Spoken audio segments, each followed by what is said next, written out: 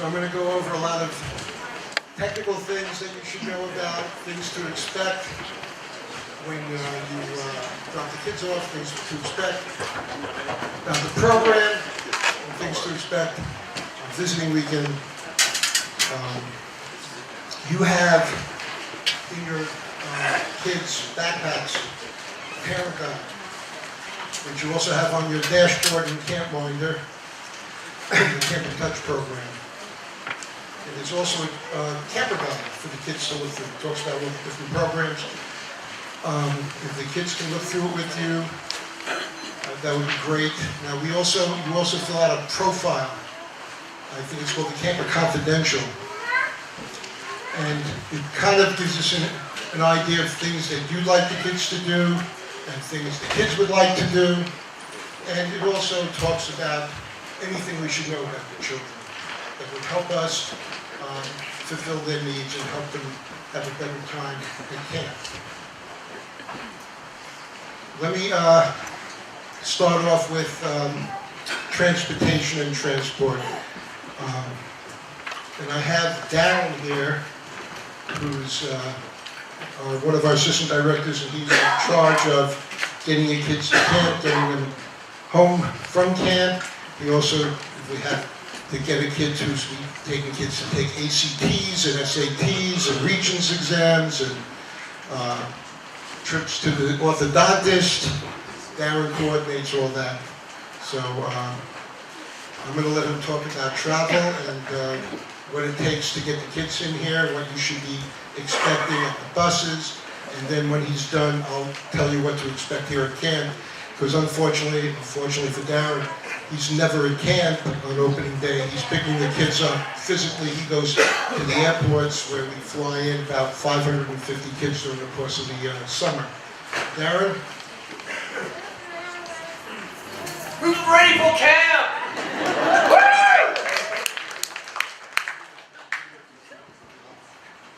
Well, welcome to camp. This is French Woods, and I do transportation.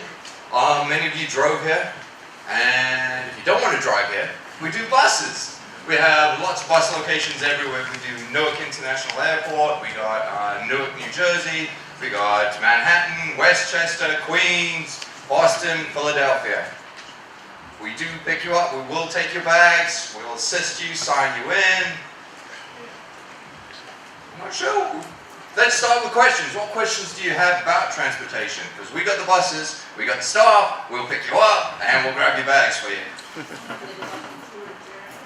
Unfortunately, we don't do a bus from Stewart International. The SUNY purchase outside the Performing Arts Center. Again, all the information is right there on your parent guide and also online. And if you have a question anywhere along the line, call us anytime. They always get me to the phone.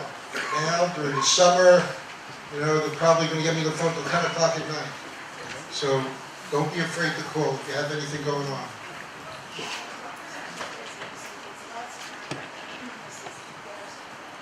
Well, we got a lot of first-time parents like you guys who will decide to come up and meet us, meet the bunk counselors, see the camp and layout.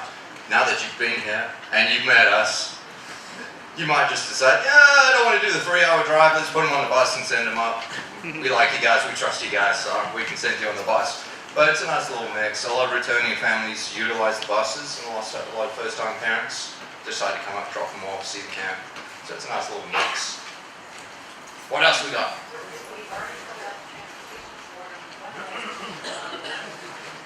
Most definitely we can.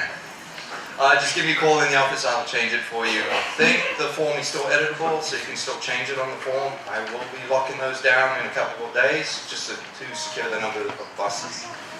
Would you repeat the question, please? Can you still change the form? Currently, if you decide to change and you've selected own transportation, but now you want to select the bus, you can still do that. You can email me, travel@FrenchWoods, or just give me a call on the phone. Yes?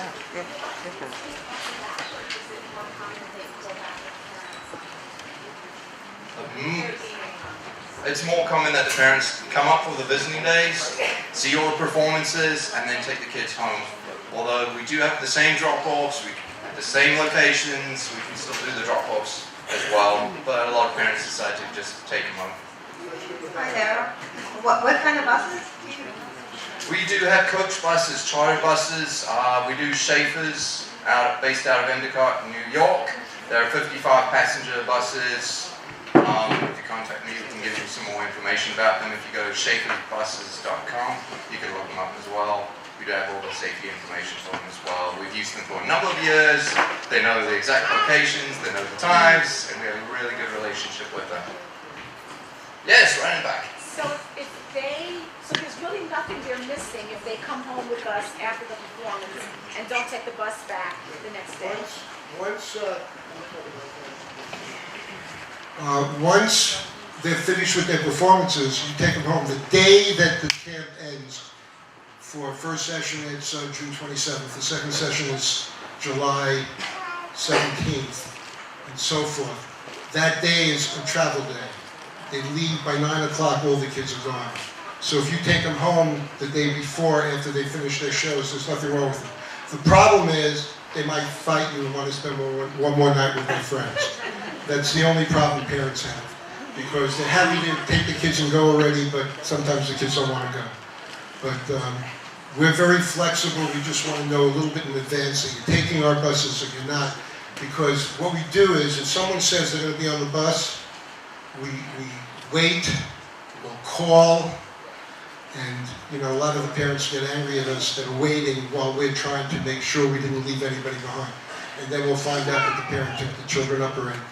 It happens every once in a while. So we're flexible. We just want to work together to make sure that we have the kids and that we know exactly who's coming where.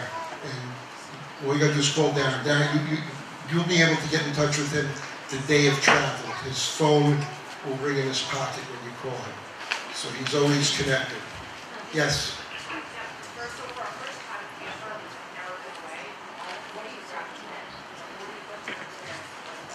It's 6 of 1. We don't tell you not to come. We're happy to have you.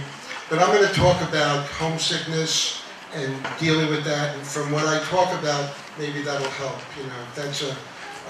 We just want to talk about the nuts and bolts of travel. Darren's the guy who'll pick up the kids. He needs to know that who he's picking up and where. Luggage. If you bring luggage to the bus stop, we'll put it on a truck and take it up to camp. We have camp shippers for those who want to ship it. They do everything. They pick it up and they send it for you. And it takes, you have to plan ahead because it takes 4 or 5 days. But we're happy to pick up the luggage. Our biggest problem is not with your luggage, it's with the kids flying. We have probably 550 kids that fly in from all over the United States and around the world. So that's a different issue, but none of you are going to be flying. All right, so if you have any questions, Darren's direct line, the end of the phone, our phone number is 8400, 607-637-8400. You can call that and ask for Darren. His direct line is 8416. Or shoot me an email, travel@friendsfoot. All right? But I want you to meet him and know that he's there with the kids in the trenches. We pick about, during that day, 40, 50 staff members go out and pick up the kids. I'll be around the rest of the afternoon. Catch me, pull me aside, I'll be around. Feel free to ask a question. He's here. Yes. Do you have buses each session? So it's not just for the first session that come up? If your kid is coming up for the Every third single session? session, we take kids up here and we take them home and then we pick up the kids. We do changeover days. The same day we drop kids off, we pick up the next group of kids. Yes. After 10:30. And if you're driving the kids up, you want to be here before 3. Because the buses come in and then, those kids line up. And remember what it's like. That first day, you're going to have somebody ask you to park. You don't have to do anything. Come out of the car with the kids. If you have paperwork, anything to give in, you'll go there. There'll be people to greet you. There'll be a line. And what causes the line is the lice check. And wait patiently, hopefully, and each person will be taken care of. Kids' bunks will be assigned. Their head counselors will be called to meet you so that you can meet them, and they'll either go with you, walk you down, or they'll supply a golf cart or a gator that we have running around here to take you down to the cabin. You can help the children unpack. You know, you could. The best thing, again, when we talk about homesickness, is to keep your goodbyes brief. I mean, that's the best thing to combat any kind of homesickness. And we'll talk about that. We'll talk about that at the end of our. We'll do a little session on homesickness. Good. There's a packing list online in your guide. It's all there. If you have any questions, it's very informal. We don't have uniforms. We don't, you'll see kids walking in dresses and shorts and t-shirts. Nothing fancy. It's not a fancy camp. It's got the best facilities of any camp. It's got the most incredible activities, but we're not that fancy. So you don't have to worry about that. Anything simple and anything you don't really want to come home, it's better to give them if you can in general, because I learned that a long time ago. I bought my son 3 pairs of leather sneakers. He's really into that whole camp thing, and he lost the left shoe of every pair. So what blows my mind is I go down to the pool and we have a pool party, and then they leave and their shoes and clothing. I go, how did they walk here without shoes? Sometimes it's the counselor stuff. Camp is strange. But anyway, so we have a phone policy. The phones are closed the first week of every session. Back in the day before email, it was always nice to write to the parents and call when the phone's open. It gives the kids a chance to really adjust that first week. But what we do now is after they get their program, during the first day they get there in the middle of the day, next day is 6 minor day, the next day they learn what their programs are, and that night they can email you. So within 2.5 days they can email and say, Mom, I got this on this show, I'm doing this in circus, and I'm homesick, come get me, whatever it is, And you're going to have to deal with it, but it's so much better to deal with it by email than on the phone. Trust me. And I like the communication because, we teach the children. Ron said, if you have a problem, please speak up. Kids speak up to their parents. They're not going to. We've had a lot of kids who will speak up to us, and some kids will wait till get home and say, I couldn't do this, I couldn't do that. Because they didn't want to speak up. But they'll tell you in an email or over the phone, so I like the early communication. Some camps don't let you communicate with the kids but once or twice a summer. They won't let you, they'll let you email the kids, they won't let the kids email you.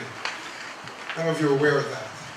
Yeah, camps are, because it's better for the kid, according to them, because it keeps them from getting homesick and it keeps them busy with their activities. But I want to know, because it's a different kind of camp. If the kid's not getting his voice lessons or dance lessons or playing the violin, that's what they come here for. So it's important to me. So don't be afraid to call and check. Danny is one of the counselors, Chloe. We have a dozen people like Danny and Chloe that work with small groups of kids that should be in constant communication with you. Listen, some kids need more assistance, some kids need less, some parents need more communication, some parents. There's nothing wrong with that. There's nothing wrong with that. That's what we're here for. If that wasn't the case, I wouldn't have a job. Or I'd have a really good job, one or the other. Visiting. Visiting is an interesting thing. Because you gotta understand, during camp, this place, like people come to me and they go, how many kids do you have here? I say, like almost 700. And they go, you're lying. I go, what do you mean? There's nobody here. Well, that's what this place, everybody's doing something. You can't tell that there's so many kids because there's so many activities. You go to an activity and there's a few kids here and a few kids there, and they get a really good, you go to circus and it's great. You got kids in the junior circus, kids in the senior circus. We have 10 rehearsal studios and 15 rock shop studios, and there's kids rehearsing, and you could just, it's incredible. It's quiet, it's peaceful. You go into the dining room, it's neat and clean. You walk around camp, there's no garbage anywhere. Then visiting day comes. 2,500 people. You know, most camps just want mom and dad to come. In our camp, you know, you want to bring you want to bring your kids' uncles and aunts and grandparents. We're happy to have everybody. Friends, and that's what happens. The food is great. It's not like when you go to a camp and you're waiting for the day to end. How many people actually visited camp where you just can't wait for the day to end? But here, there's so much to do and so much to see. Even if the kids, if your child's not in an activity, in a performance at that moment, they can take you to their activity. You could go to their activity with them. So it's a great 2 days. Visiting starts if you're coming first session, the last day of the session is the 27th of June. Visiting is the 25th and 26th. You come after lunch, around 1:30 on the 25th, and about 9:30, 10 o'clock on the 26th. And it's all day. The first day you have dinner with us. The second day you have lunch and breakfast with us. So you can imagine the mess, the food, and we ask that we don't have food brought into camp. And it's really hard because half the parents don't bring it, half the parents bring it. Half the parents that didn't bring it, their kids are mad at them for not bringing it. I can't win. And then the parents who bring the food, now the kids in the next few days complain about the mice. And you got to explain to them, we don't want food in the bunk because it is the country and there are animals. And as soon as you have food in the bunk, you have animals looking for food. Not major animals, and you have a mess. And you got to see the garbage that piles up. You know, we have a great maintenance staff. They can't keep up with it. Then, on visiting weekend, you have the kids that are leaving and the kids that are going to come in. So the kids that are leaving, they're packing. Are they neat? No, because they got a performance. They pack 2 things, they throw their stuff around. So it's not dirty, but it's messy. So I want you to be aware of that.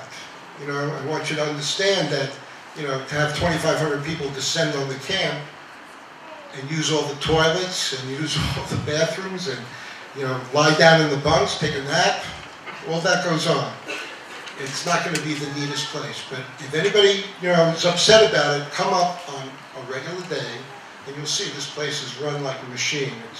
Everything works, everything is fine, everything is neat and clean. Kids are even neat and clean. So I just want you to be aware because my biggest complaint is about how messy things are and the appearances that the mess is all the time. We could solve the problem like all the other camps. They make one visiting day and it's beautiful. They serve their best food. Everything is perfect. We have 20 some odd visiting days. After the session is over, and you take your kids home, we have kids that stay for 6 weeks.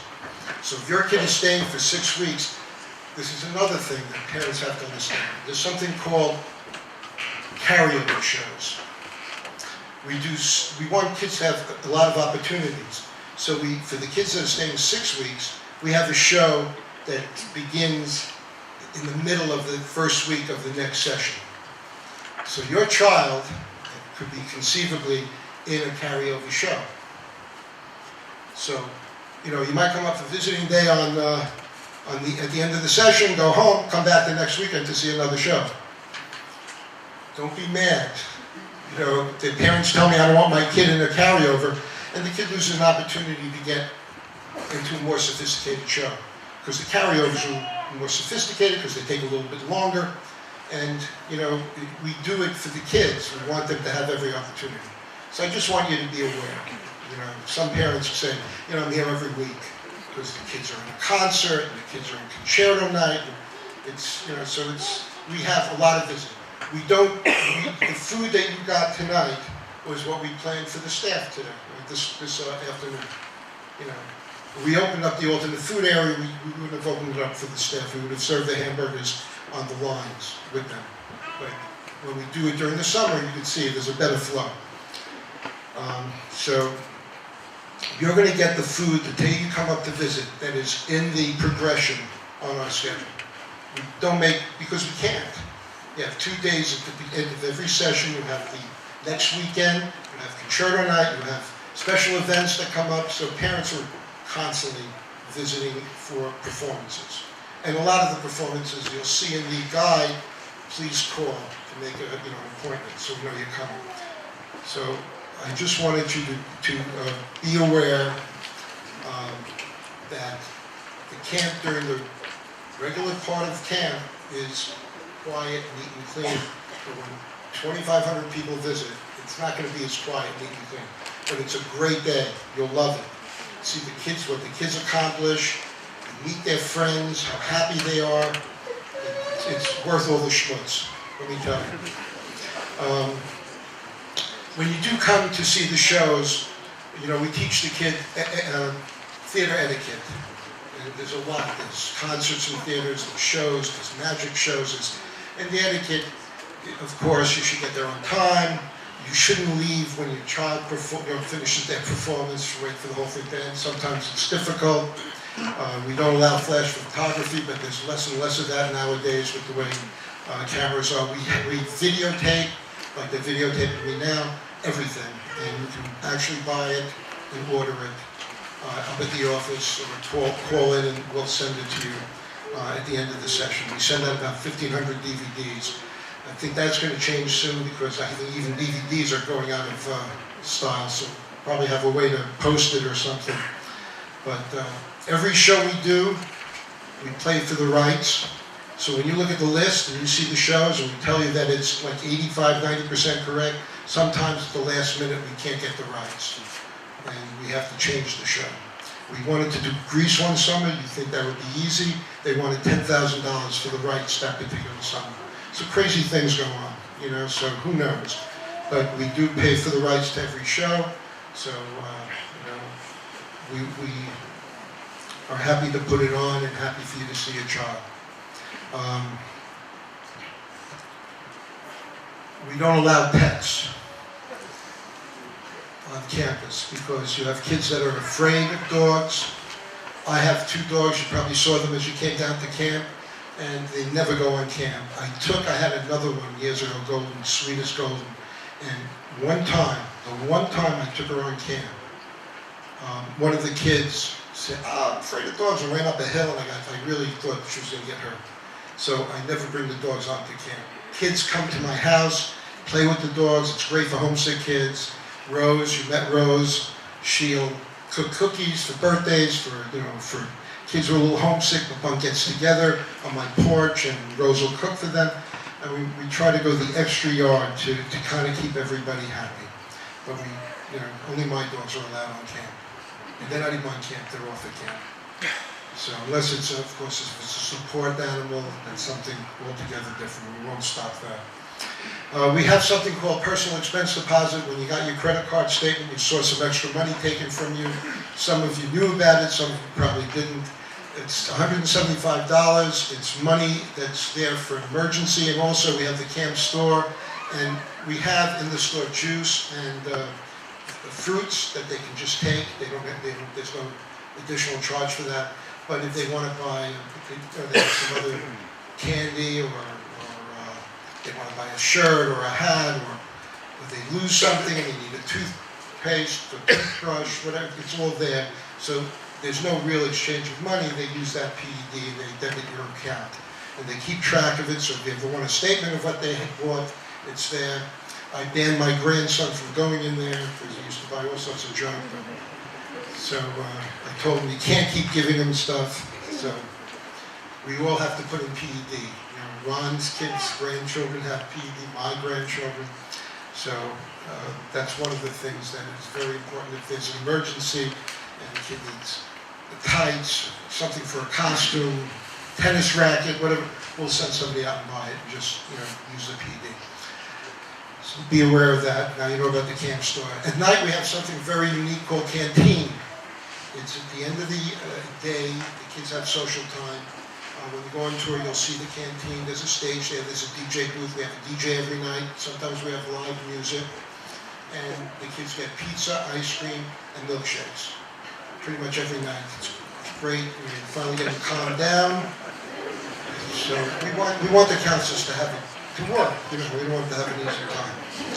But the kids enjoy it. It's really fun time with their counselors. Their counselors are there with the other kids. For the little ones, it's 20 minutes, sometimes a half hour. For the older ones, it's an hour. We're not talking about doing it all night, but it's a good time for them. And then they'll go back to their cabin. Your canteen is included in your tuition. I heard someone say it's free. It's not really free, but it's included in tuition. We used to charge like a quarter and then 50 cents to every item, and then people would take things, people would give out things. So Ron said it's better just to give it away and not worry about people taking things, which is a good attitude. Some children bring extra spending money to have. Sometimes they'll go out of camp to a movie, when they go out to the shows. We give them a certain amount of money. They always want to have extra for souvenirs. So parents give them $20 a session, and they keep it in the bunk, and it gets lost. So we ask, you can actually go into the camp store and put the money in there, and it goes into their account. And if they need it, it's their money. The PED is also returnable on request. At the end of the summer, you can roll it over for the following summer. And every year we ask for 100. So if you have $100 left, you'd have to give us $75 for the next year. So the reason for that, part of it is that we used to lay out about $30,000, $40,000 a year back when we had 300-400 kids. And when we sent the bill, people say, why are you sending the bill for $20, $30? It all mounted up. So we didn't, we used to eat $30,000, $40,000, a lot of money. So this way, everybody's happy and knows where everything is going. And it's available for the kids.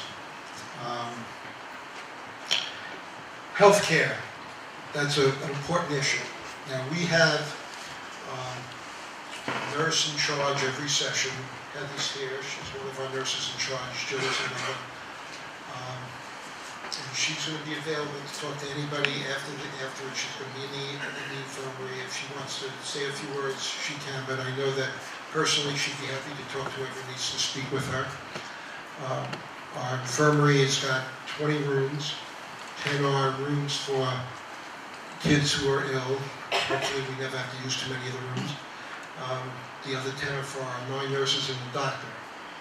So it's quite a huge medical staff. You'll see the infirmary, wellness center as we call it now, on tour. If kids are getting any kind of regular medication, we ask you to use Camp Meds. Camp Meds does single doses. Part of it is, of course, it works best for us because it's the safest way to make sure your kids get the right medicine. But it's also a state law now. So every time we don't do it, I get hassled by the health department. We'd like to have 100% compliance, but it doesn't always work. There are things that Camp Meds can't give you, and those are the things we'll work with. If you could package, vitamins, things like that, everything has to be packaged in a single dose form. So if the kid's getting 3 or 4 pills at one time, Camp Meds will do that.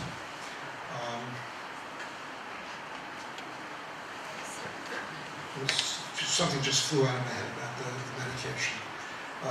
You have to have, for any medication, if you go through Camp Meds, then Camp Meds will take care of it. Otherwise, I have to have doctor's orders for anything. You can't just send me vitamins and say, give my kids vitamins. It has to go with doctor's orders or a prescription. Again, by state law, because the nurses don't know what's in those vitamins, and they're not going to take the responsibility of giving out medicine that all these homeopathic things. And for my grandchildren, they take a vacation for that for the 3 weeks that they're here. Now they're coming 6 weeks, so I don't know if my daughter will do that, but for the 3 weeks that they're here, because they take 7 different vitamins, it's very difficult. But, we're happy to do it, but if you do it through Camp Meds, it's so easy for us. It comes in, they divide it up, and if they have to get those 5-6 vitamins at one time, it's there, in a package, and the nurses carry it off, write it down, give it to Camp Meds, and doctor's orders, very important. There's certain things, liquids, sprays, that Camp Med's going to, you'll send it up to us, either you'll ship it to us, or you'll send it to the kids, the kids bring it into the infirmary. If a kid needs to carry around an inhaler, of course they can. We're more concerned with EpiPens, but if certain kids need EpiPens, that will make that work also. We have EpiPens set up around camp. Heather does a training session with the staff on how to use them. Again, with 9 nurses, we don't need the staff to really use them. We're pretty much, everybody's available pretty much 24/7. Doctor, I never let him leave. So I don't know why he keeps coming back. We have 4 different doctors, 1 for each session, and they're really wonderful. And everybody has skin in the game because they all have their kids here. So it's nice. It becomes a real family. And I can be socialized during the year, so and I know what I've got, which is great. I have a question. Yes, nice and loud. Yes, so we don't have to send up an EpiPen as long as I have the doctor's orders? Well, send it up Oh, with, so send it up with the doctor's orders. Okay. We have EpiPens, but if you have them, there's nothing wrong with you sending it up to the kids. Are all EpiPens exactly, they're not all the same. Well, there's 2 kinds. There's a clear and we keep both kinds. When we go on trips, when we go off campus, we take, the nurses have the EpiPens on them. Now, if you want to send your EpiPen up with your child, that's fine. We're more than happy to keep it. We can't hear you. What will likely happen is it will sit on a shelf, the EpiPen that you send with your child will probably sit on a shelf, and we'll send it home when camp is over. If you have a child that needs an EpiPen and it has to be used, we will use one of ours. That's Okay, typically what we do. So then we should leave it at home then? I'm going to completely leave that choice up to you. Okay. What I want you to be aware of is that if your child needs that kind of care, it's going to happen. It's going to happen. Okay? Thank you. It doesn't happen too often, thank God. No, It's it doesn't. interesting, when the kids come up here, just to give you an idea, I have a lot of parents that are worried about things like ADD and ADHD. Let me tell you what that, kids who are generally brighter, more talented, kind of exhibit that a lot of times, attention deficit disorders. I don't look at it as an ability to focus, I look at it as an ability to have 5 conversations at one time. And it's really, those kids are amazing. What happens here, and you could put yourself in that place, when you're sitting in a class that's difficult and boring to you, with whatever they're disseminating, it's hard to sit through the period. When you're doing something you love, it's easy. Well, here we hope they're choosing the things they love to do. So they become more focused on what they're doing. It's a lot easier for them, which is the nature of this camp, because they're choosing the things that they like to do. And I believe like 75% of the population has some degree of ADD or ADHD. And it's not like a bad thing. When we were kids, you were a hyperactive boy, you grow out of it. Now you take Adderall, which works for some kids. My grandson, if he doesn't take his medication, he's impossible to deal with. In school, camp, some kids don't need it here at camp, but they need it in school. So I'm not advocating one way or the other. I know that it's important for certain kids, and for certain kids, they can, that's something to discuss with your doctor. But no, your kid is not at a disadvantage here because of any of those issues. And I really see it with kids who are talented, kids who are very bright. It doesn't change how they are. It just teachers have to learn how to teach for the students they have, and that's something. When I used to work for the New York City Department of Education, we tried to train teachers to look at the individual kid. It's very difficult. How do you keep the mosquito bites under control? Pardon me? How do you keep the mosquito bites under control? We don't really have much of a problem with mosquitoes during the year. Usually we have a little bit now. For some reason it's been chilly, but we don't have much going on. If there was ever a big mosquito outbreak, the county does spraying or whatever they do. They do something, but they release flies. I don't know, but they eat the mosquitoes, or they eat the moths, I don't know, there's stuff that goes on here, but for the most part, we've never really had much of a problem with mosquito bites, but the nurses monitor it. You know, we ask the counselors to watch for the kids. Some kids will have bad reactions to mosquito bites. What about ticks? See, that's a good question, because this is very new, because we, in all the years I'm here, have never had an issue with ticks. We're one of the lowest counties in the country with any kind of tick problem, but we always anticipate. So what we try to do, you know, you can buy tick repellent clothing.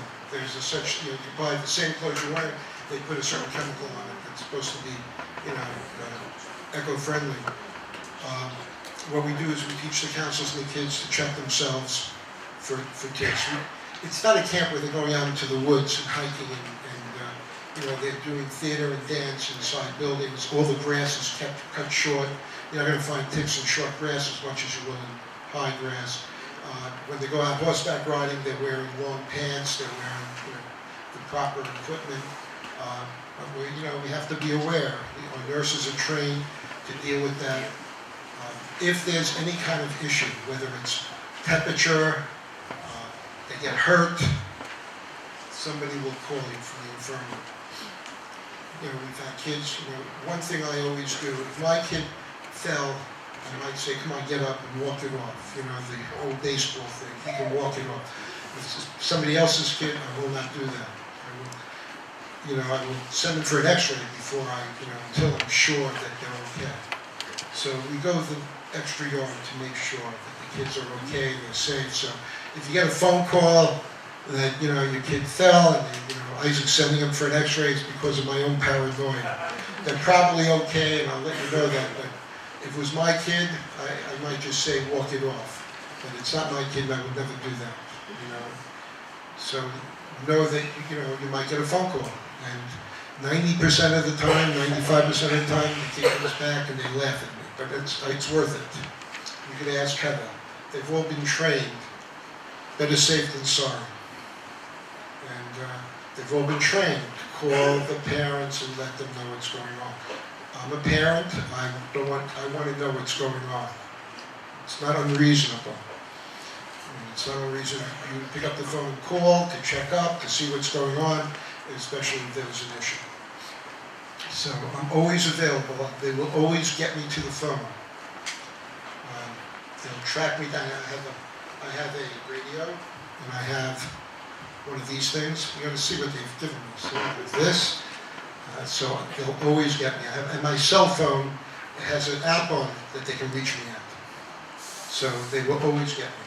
Because as a parent, I can't wait. If I'm calling the camp and I have an issue on Monday, I'm not waiting for Tuesday because I'm going to come up and get my kid. You know? So I understand because, you know, I had my children were here too and went to camp. I've covered a lot of stuff so far. I want to talk, you know, again, the deer tick thing is, well, you know, there's different forms of ticks, but the tick thing is not something we've dealt with luckily, and hopefully this year will be the same, but you never know. It depends on the winter. If the winter is mild, if the winter is, you know, because it's usually very, very cold here. You can land a plane on our lake during the winter. They come ice fishing here, so it gets really cold up here. But this winter was very mild, even though there's big snowstorms, for the most part it wasn't that cold. So you never know, and it's a good question, and it's something we really have to be on top of for all of us in terms of teaching the kids to check themselves in the showers, because I'd rather the kids check themselves than have anyone else check them. Yes? I do something for emergency, so my request would be if a child, if your tests are great, and if someone were to get bit by a tick for my child, I would like the tick saved. Oh yeah, we do that. Yeah, absolutely. And they'll send them out and check the tick. Absolutely. If we can, you know, if we do. We've been lucky again. We've never had to do that. So we had one kid who was bitten by a tick. He was bitten by a tick in Long Island before he came here.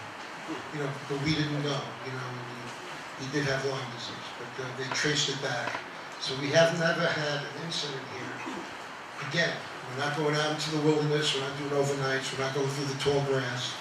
You know, grass is cut short, they're dancing, they're singing, they're in buildings like these a lot of the time. When you see the facility, you'll understand.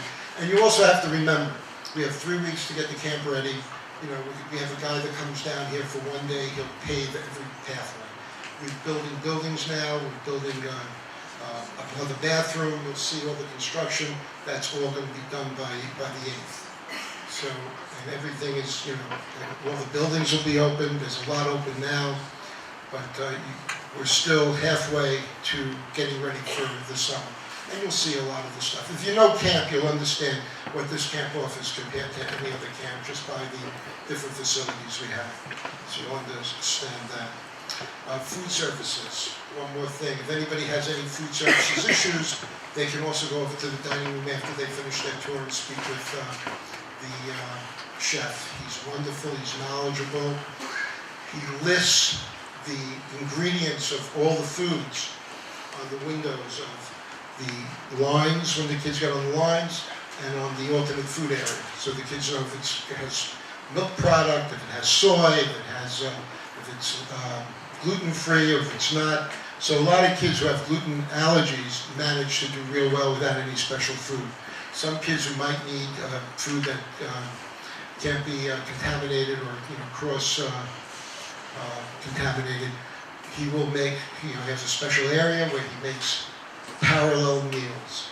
So the kids are eating the same, at least it looks the same, and everybody feels that they're eating the same thing. We even have gluten-free pizza at night for kids who want it.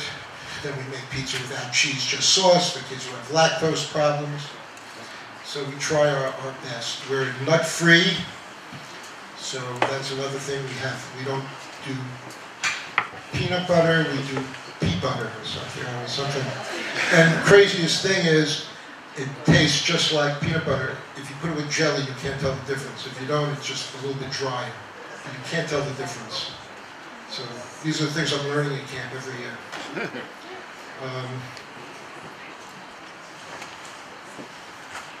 I want to talk a little bit about lice. You have in your, folder in your bag that the kids got, and you probably will get a letter sent to you just about making sure, checking the kids at home, and understanding that lice is not a disease, it's not dangerous, it's a pain in the butt. But it's not something bad. The kids that are in Europe, they're used to it and they don't make a big deal. I had a kid come from the same school that the Queen sent her kids to. They had lice. No big deal. It's a big deal for us because we have to take care of it, but they know that nobody's going to get sick from it. But I know it's a horrible thing. My daughter had the longest hair one summer, down past her waist, and I could not get rid of the lice for 6 months. I did the furniture in the house after I came back from camp. Finally, I cut her hair short. She still talks about it. She's 40. So, but by having these, a lot of the parents kind of pushed us into hiring a company. We pay them a lot of money. But the thing is, if they find lice on your child, they're going to treat them. It's hypoallergenic. It's non-toxic, hypoallergenic. It's safe. That's what they tell me. And they're going to charge you $375. And you'll get a letter. I probably already have it.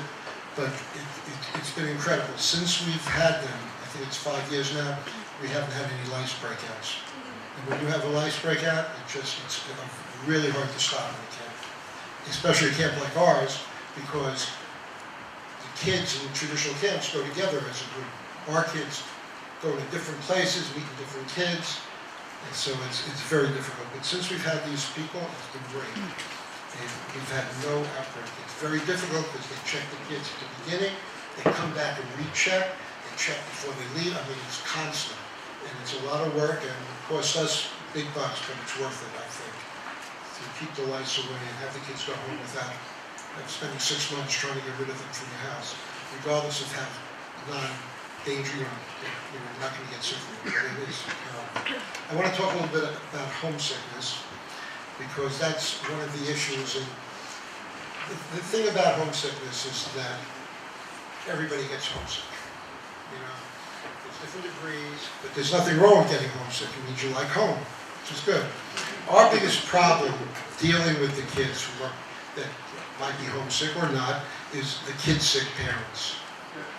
You ask Rose, when her kids went to camp for the first time, she went into the room and cried, and hugged their pillow. So that's why I want to talk about it in front of the kids. Because, you know, we're in a great position. You didn't force them to come to camp. They participated in the decision, which is good. They want to come. That's important. Although I made my kids come, I didn't care what they said. I was here, and you know what they said to me? We want to go home. I go, what do you mean? He said, we're going to go home to Grandma. I said, that's what Grandma needs. So I made, it's kids are weird. They would get upset on visiting day because nobody came to visit them. But it's true. So, but you know, we've been doing this for a long time, and you know, homesickness is curable, and you have to work with us, and you have to trust us. If you don't trust us, then it's not going to work. My most homesick kids are my best campers. I've had kids that were homesick for first year, and then the second year, and the third year, and they kept coming back because they knew it's okay to be homesick because you could still be homesick and happy. If you go to Amazon, Google Homesick and Happy, buy the book. It's a great book, talks about how to deal with it. It's not that big. You probably get it for like $10, but it's worth it. I wanted to buy them. I tried to get like 200 copies, but no place had 200 copies. But if you go home and get it, I downloaded it. You can actually download it on your Kindle or on your computer and read it. It talks about dealing with homesickness. We train the staff to deal with it, and we all talk the same language. What we do here, what you should do at home, is be very positive all the time about the experience. I'm so proud of you. You're going. You're going to have a great time. I can't wait when I go up to see all the things you've accomplished. It's got to be positive. And they're going to accomplish a lot of things. Not just the activities, but just the independence and the ability to be a young adult at an early age. I'm telling you, it's incredible. For the first month that they come home from camp, they might even make their bed. Maybe a week. But they'll want to show you because they can do it now. You know, they can make their bed, they can clean up the table after they eat. It's really incredible. So you've got to be very, very, very positive. That's the first step. If there's any issues that, you know, something bad happened at home, there's things going on, let me know. We'll share with the head counselor and keep an eye on the child because it impacts. You know, I always look at this place for kids who need it to be very therapeutic. If there was something that happened at home, a trauma or something, they have such support here. It's kind of like fantasy land. You don't realize the world exists and this is just a happy place. So it's, let us know if there's anything that we need to know to help the kids through any kind of problems. And, what I say with the little ones especially, I have 0. Would you say 0 or maybe a little bit? Homesickness, 7 to 11. Why? They know we love them. They're busy. By the time it's time to go to sleep and go to be homesick, they're exhausted. They fall asleep. They get up. They get going right away. They have no conception of time. We don't tell them it's going to be another day, another week. They just have no conception. And it takes a few days, and they fall into the routine, and they love it. Listen, this is the first time campers in their lives that the people that they're going to relate to and that can take care of them are young. They're in their 20s, you know, everybody else, their teachers, their parents, they're all old people. It's true. My parents were 36. I found out they were 36. I thought they were ancient. I'll never forget talking to my sister, going, boy, they're really old, aren't they? So they have, Danny's like 28 years old. You're talking about young adults who can relate, they can relate to it. It's like their favorite babysitter that's with them all the time. And the relationships they develop here are incredible because the staff is a little bit older, a little more mature than most camps. And, they're artsy, they're interesting, and they're interested in what the kids are interested in. So the relationships are very, very nice and very supportive.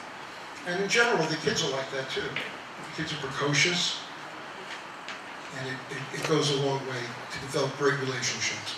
So it's great for the kids, they have that, and it gets them through the summer. And I hate to say that, I don't want a kid to feel that getting through, I want them to have a good time and enjoy it. But sometimes that homesickness is going to be there. I had a girl who's here, she just graduated, so to speak, she's 18 now, 18 or 19. But for the first 4 years of camp, she drove me crazy. She used to hack into her mother's account and send me emails from her mother's account. Call me, I'm very upset about my daughter. And I would call her mother-in-law. You tell her I don't want to talk to her anymore until visiting day. Her mother knew she was fine. So, fifth summer, she comes up, she hands me a 5-page pamphlet. It says, how to take care of my homesickness. And it was very sweet, you know, the things I shouldn't say or do. So the kids are aware, and they're aware that they can be homesick and happy. Now, kids who kind of push the envelope will tell you the food is terrible, the counselor's hitting me, I'm paralyzed. I can tell his parents he was paralyzed, and we wouldn't do anything about it. And his father calls me and says, listen, I'm going on a long business trip. What's going on? I said, he's fine. I said, okay, I'm going. Take care of him. They want to push your buttons. Now, here's the worst thing to do. The absolute worst thing to do when you send a kid to college or to camp. If you're not happy, I'll pick you up. You don't have to. Then what happens is, you know, every minute isn't happiness. There's those moments that are not going to be so happy and they're going to have to work through. They have a fight with their best friend. I yelled at them. I never yell at anybody. But whatever it is, they get upset, they'll pull you up, go, okay, I'm not happy, pick me up. And now you've said, if you're not happy, I'm going to pick you up. Now what does it become? It becomes a power struggle. But you said, it has nothing to do with homesickness. Your word is very, very important to your children. Don't get caught in that. That's a horrible thing to do because, you know, I'm stuck. You know, Ron says to me, that's it, just let the kid go because you're not going to win this battle. If you tell your child, I'm going to take you home if you're unhappy, they're going home. Or they're going to eat your heart out until you take them home. Because it does become a power struggle. And and you can't bribe them. If they get cold feet, let's push them gently. If you tie it to buying them a new car, it's not what you should do. But they participate in the decision, and most of the time they're very happy to go. And when they get here, and you're here with them, it's going to be hard for them to say goodbye. You know, I don't want to say we've torn kids off their parents, but the best parents are the ones who help us, and don't make us the bad guy, you know. And we had that boy who, he did great, but visiting weekend came, and next thing I see is this flash without shoes on running up to the highway, and his father's running behind him. Remember that? And he's here this summer again. And he's going to do it again, I'm sure. But his father handled it really well. His father said, under no circumstances you go home. He did well the first session, you know. We'll talk to you in 3 days, or you'll email me, or let me know what's going on. And he was fine. It's hard. It's hard to be a parent. It's like nobody trains you, right? It's the toughest job. I'm trying to help a little bit. You know, you don't know me. I'm a stranger. But people who get to know us, work with us and trust us, and their kids do well. The worst thing is failure, because it stays with them. It's a failure if they can't do it. It stays with them. It's going to be tough to travel. It's going to be tough to leave the house. They're going to be embarrassed at themselves. Listen, does every kid make it? Not every kid makes it through, but most of them do. And most homesick kids whose parents have worked with me come back because they know we care.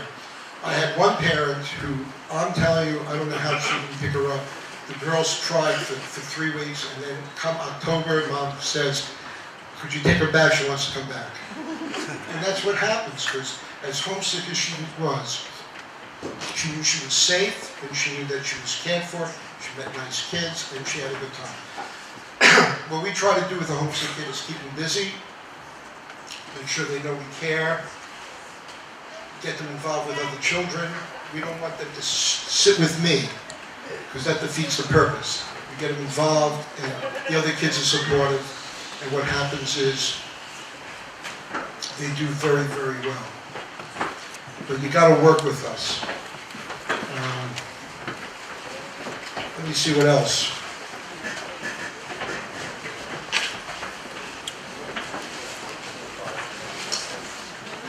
I think I covered pretty much all the things I wanted to cover. A lot of what you have is in your guides. Some of it may not be clear. Please pick up the phone and call me. During the summer, it's easier to call me than the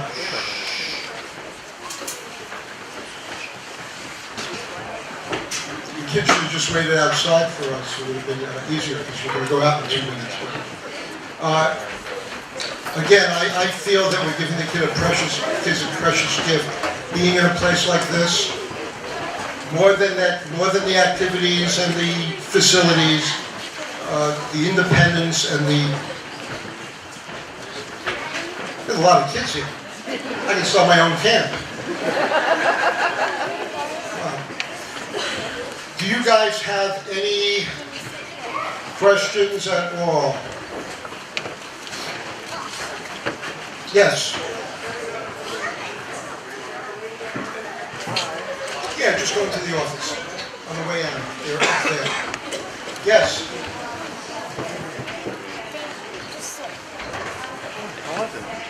You said the prescription. They send it to me, and they use your prescription and they use your insurance.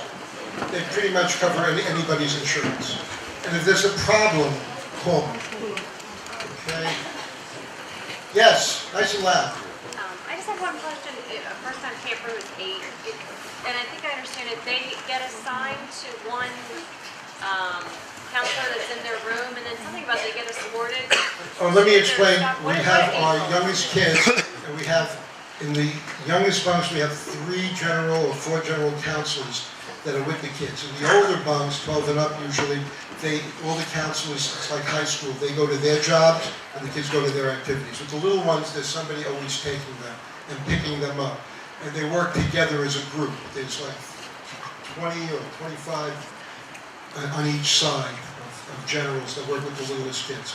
So it's not always one-to-one, but they'll never go anywhere themselves without someone picking them up. So if they're at an activity, there's some activities where the general counselors will stay with them, but there's plenty of people. They go to circus, they have a staff of 40, and everybody's doing activities. And sometimes they'll stay and help, sometimes they'll go to a different activity with a different kid, but they'll be back to pick up the child. So the child doesn't go anywhere by themselves. The little ones find their way around here just as well as the big ones, and they're not very happy because we give them such attention. Because everybody wants to be like the big kids. But they are, because they get to choose their own activities, they get to do a lot of interesting things. So it works well, but we have these general counsels that are with them constantly. And as the bunks get older, it's less than 3. It's 2 or 1 general counsel. But most of the kids, once they get to 11, 12, they don't really need a general counsel. Any other questions? Because once you see the tour, it'll open up maybe more questions that you can come. I'll be back here after the tour if you want to chat. Again, if you want to speak to the chef right after the tour, you can go to the dining hall and chat with him. Heather will be in the infirmary. You'll see where that is, and we can chat with her about anything. Any other questions? Because we can do this again. Yes? No? Okay. Anything from you guys that I left out that I should have touched upon? You guys know better than me sometimes. Good? Okay, I don't want to bore you anymore. But thank you very much, and glad you